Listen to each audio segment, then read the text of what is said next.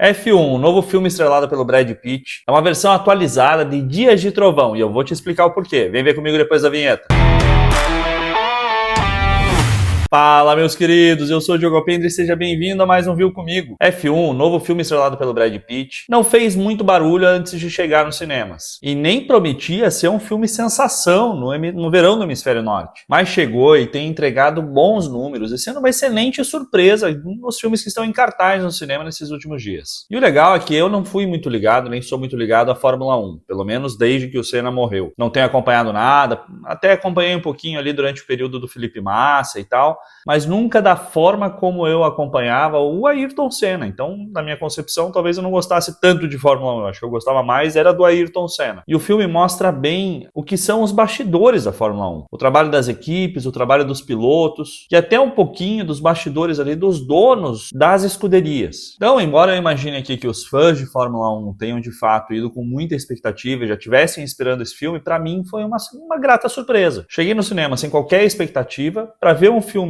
estrelado pelo Brad Pitt, que aparentemente parecia muito bem produzido, mas que não tinha noção do que era a história que esse filme pretendia contar pra gente. Me chamou mais a atenção a ideia da parceria entre a Apple e a Warner para a distribuição desse filme, mas que depois eu fui descobrir de fato que esse acordo, esse envolvimento das duas empresas é basicamente mesmo na parte de distribuição. Então a Apple fica com a distribuição em VOD e em streaming, enquanto a Warner distribui para salas de cinema e também para mídia física. Mas o que já é uma novidade em se tratando de produções envolvendo a Apple e mesmo envolvendo a Warner. E por que para mim esse filme foi uma grata surpresa? Porque de fato ele é um filme que tem ali pouco mais de 2 horas, mas que ele é um filme bem envolvente e que faz a gente imergir dentro da história. Não só através das atuações, da boa fotografia que tem, mas também da trilha sonora, que é assinada aqui pelo Hans Zimmer, que para mim está sempre em alta em função não só de Interestelar, então ouço bastante, mas que nesse filme entrega uma trilha bem envolvente e que deixa a gente cada vez mais imerso dentro da história. E como eu disse no início desse vídeo, se você gostou de Dias de Trovão, lá da década de 90, filme com Tom Cruise de corrida, não tem como você não gostar desse filme, porque para mim ela é uma versão atualizada e otimizada dele. Talvez não usando como referência só Dias de Trovão, mas por exemplo,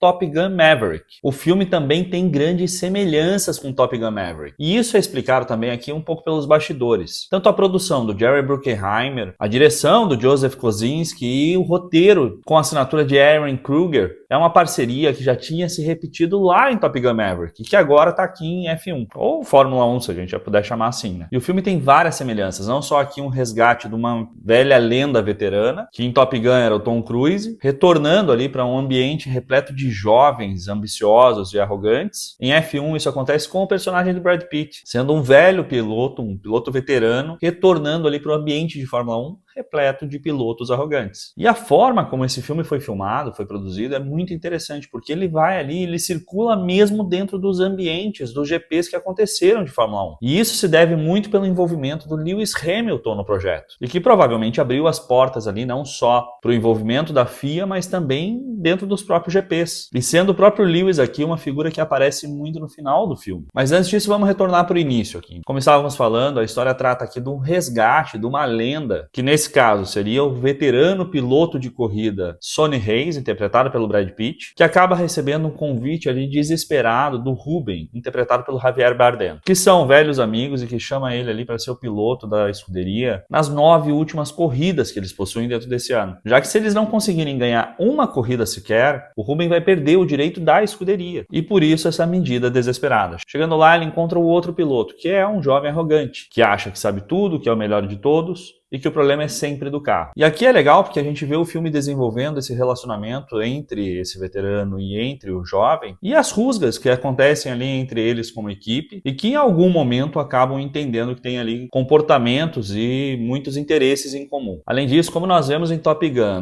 no envolvimento do Tom Cruise ali com a personagem da Jennifer Connelly e que nós vimos também em Dias de Trovão lá com o Tom Cruise com a personagem da Nicole Kidman, aqui o Brad Pitt tem também um interesse amoroso dentro da estrutura dentro da equipe, que seria a Kate, interpretada pela Kerry Condon aqui como diretora técnica da Apex GP, que é a empresa, que é a escuderia para quem eles trabalham. E as cenas ali de paquera entre os dois lembra muito as cenas que nós vimos, por exemplo, em Top Gun, entre o Tom Cruise e a Jennifer Connelly, o que demonstra aqui, até de certa forma, que existe uma receita bem montada aqui entre os atos para apresentar a história do filme. E que se aproveitaram muito bem ali do sucesso que foi Top Gun Maverick e até mesmo do envolvimento de um filme como Dias de Trovão lá atrás. Sendo a única diferença para mim aqui em relação a Dias de Trovão, que lá a história era contada com base na NASCAR, que era a competição, e que o Tom Cruise era o jovem arrogante. Aqui a história foi totalmente adaptada para a Fórmula 1, que tem ganho cada vez mais sucesso e envolvimento da audiência que é apaixonada por esse esporte. Então, para mim, isso faz uma mistura perfeita aqui entre Dias de Trovão e Top Gun Maverick. E eu te confesso que eu não duvido nada que o Tom Cruise fosse a primeira opção para interpretar o Sonny Hayes, que é o personagem interpretado pelo Brad Pitt. Mas provavelmente, como o Tom Cruise aqui estava envolvido com Missão Impossível, ele não teria conseguido participar. E nem sei se o Tom Cruise caberia no bolso do filme, já que o próprio Brad Pitt recebeu aqui 30 milhões de dólares pela participação desse filme. Outro enredo que se repete bem nesse filme aqui também é a questão do Sonny Hayes, que é o piloto interpretado pelo Brad Pitt, tem um histórico ali, um passado bem traumático de envolvimento em corridas de Fórmula 1, onde ele teve ali um acidente gravíssimo numa corrida. E para mim aqui foi super nostálgico, porque nessa corrida ele corria contra o Ayrton Senna. E até as cenas do acidente lembra muito aquela corrida em que o Ayrton Senna ajudou a salvar um piloto, pegando ele no colo e tirando ele da pista, para não ser atropelado. Aqui, esse piloto que estava na pista é o Sonny Hayes, é o personagem principal desse filme. E que isso causou nele uma lesão gravíssima ali, que impediu ele ali de continuar na Fórmula 1 e de atender a expectativa de ser a nova revelação do que seria a Fórmula 1 na atualidade. Já que na época, correndo ali contra Senna, contra Prost, contra